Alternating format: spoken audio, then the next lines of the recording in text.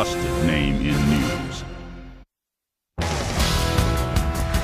Hello, I'm Wolf Blitzer. It's 1 p.m. here in Washington. Wherever you're watching from around the world, thanks very much for joining us. Up first, the president and his press secretary, they're back in the public spotlight today. The White House briefing is set to get underway this hour. You're looking at the live pictures coming in from the White House briefing room. The press secretary, Sean Spicer, will be taking reporters' questions in his first on-camera briefing in more than a week. We're going to bring that to you live. President Trump, meanwhile, he was out of the public eye for several days, but we saw him earlier today actually greeting guests on a tour of the White House. So we'll see him in two other events later today. He leads a meeting of House members and then meets with AFL-CIO President Richard Trumka.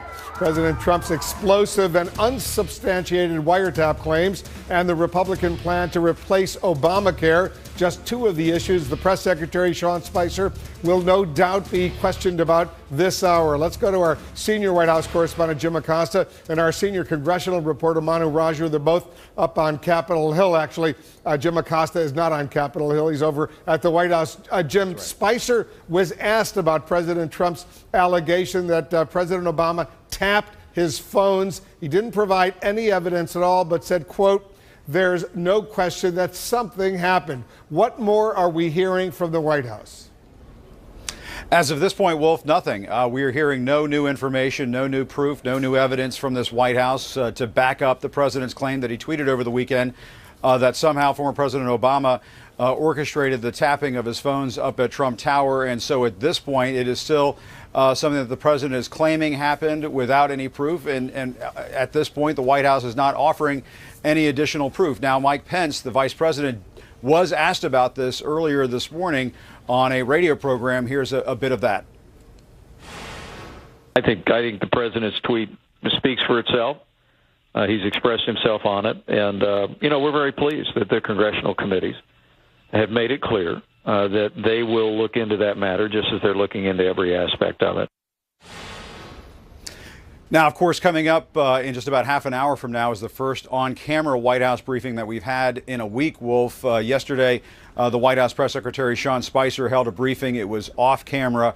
That goes along with some off-camera briefings that we had last week, although we should point out the press secretary did a round robin of on-camera interviews with reporters, so he was taking many of the same questions that he would have taken in the briefing room. But this is a part of that Washington theater, I guess you could say, Wolf, that we have not really had a chance to look at in some time, and it's going to be a chance for just about everybody in that room to press the White House press secretary for some kind of proof, some kind of evidence to back up what the president tweeted over the weekend. But as we heard from the vice president in that radio interview earlier this morning, there's a lot of attention being paid to the Obamacare repeal and replace proposal that was put up on Capitol Hill. And so I imagine that the White House press secretary will be spending a lot of time talking about that, promoting that. The president tweeted about it this morning. And the vice president also indicated that he's somewhat on board as well. Of course, all of these details still need to be worked out. The House health care plan has not obviously been rectified on the Senate side, and so they have a long way to go. They have a really long way to go. Manu, you spoke with Republican Senator John Cornyn of Texas, one of the Republican leaders in the Senate. He's also a member of the Intelligence Committee. What is he saying about the wiretap claims by the president?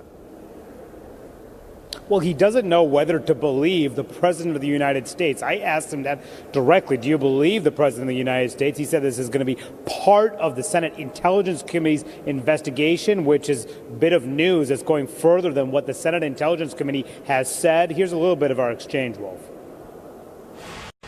The bipartisan investigation is well underway, and the CIA has produced a massive amount of classified materials for members of the Select Committee to review. And that was the purpose of your meeting there yesterday? Well, I was there for other reasons, but that was part of it, yeah. And have you, as part of that, seen the Flynn transcripts with him and the Russian ambassador? I haven't seen that. You guys been briefed on that as a committee? Well, Manu, I can't really talk about things that are classified, and so I can't answer that question. But what I can assure you is that Vice Chairman Warner, a Democrat, and Chairman Burr, a Republican, have committed to a bipartisan investigation which will be thorough and will follow the facts wherever they may lead. That's all I think anybody can reasonably ask for. Will you also look into this allegation of wiretapping him, the president being wiretapped by President Obama? I think all of that is part of the investigation. Do you believe the president when he says that? Well, like I said, it needs an investigation so we can find out what the facts are. So we'll follow the facts wherever they may lead.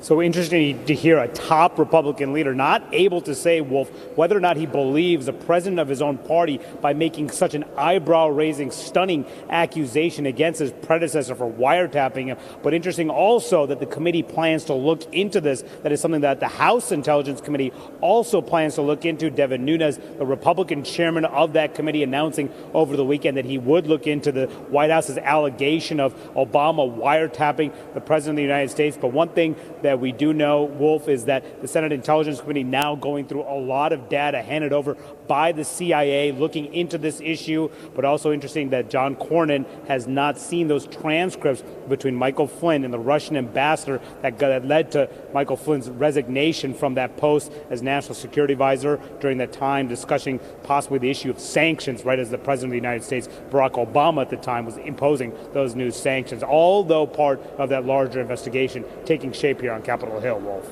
Yeah, Manu, I'm glad you caught up with Senator Cornyn, one of the Republican leaders. Less than a ringing endorsement of what we heard from the president over the weekend. Manu Raja, Jim Acosta, guys, thanks very much. And Jim will stand by for that White House briefing. We'll have live coverage. Also happening right now, the Senate Judiciary Committee grilling the Deputy Attorney General nominee, Rod Rosenstein, Maryland's top federal prosecutor, Amy Klobuchar, the senator from Minnesota, questioning the nominee right now. President Trump nominated him to be Jeff Sessions' second in command over at the Justice Department, and with Sessions now recusing himself from any investigations involving Russia's interfering in the 2016 presidential election here in the United States, Rosenstein is, if confirmed, would now be in charge of that investigation. But things got heated for a moment when Minnesota Senator Al Franken said Sessions needs to come back before the Judiciary Committee and explain himself.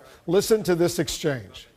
For me to make sure that you clearly understand this obligation, and you do understand this obligation, right? I believe I do, Senator. Okay. I think Senator Sessions should come back. I think he owes it to this committee to come back and to explain himself. Because he also says in his letter,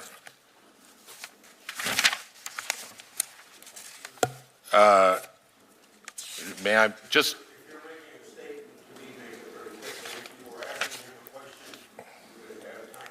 I will not, this will be very short. He says, let's see, I did not mention communications I had with the Russian ambassador over the years because the question did not ask about them. I asked him what he would do as Attorney General if it was true that members of the campaign had met with the Russians. So he says, I did not mention communications I had with the Russian ambassador over the years because the question did not ask about them. He answered a question I didn't ask. And for him to put this in his letter as a response is insulting. And he should come back and explain himself, Mr. Chairman. I think he owes that to us. Because this appears to me like he was, and I've bent over backward, not to say that he lied. He needs to come back. I've bent over backward. I have given him the benefit of the doubt, but he has to come back. Strong words from Senator Al Franken of Minnesota. Our correspondent Jessica Schneider has been watching the hearing for us. Jessica, what more have you learned? Well, if you could see the tempers starting to flare there, and what would normally be a routine hearing for the #2 position at the Justice Department became fireworks in that relentless back and forth. Russia and wiretapping at the forefront of that hearing. And really, it was Attorney General Sessions, even though he wasn't there, he's been overshadowing the actual nominee, Rod Rosenstein, by that lingering anger among Democrats. Now, Rosenstein, the career prosecutor, facing relentless questioning about whether or not he'd appoint a special prosecutor. Now that Sessions has recused himself from the investigation into Russia's meddling in the 2016 election, it would be Rosenstein that would be the one in charge. But the longtime prosecutor did dance around numerous questions on whether special counsel is necessary. This is an historic constitutional moment in our history. So I'd like to ask you, Mr. Rosenstein, will you commit that if you're confirmed, you will not impede or shut down any FBI or Justice Department investigation into Russian efforts to influence the 2016 U.S. presidential election?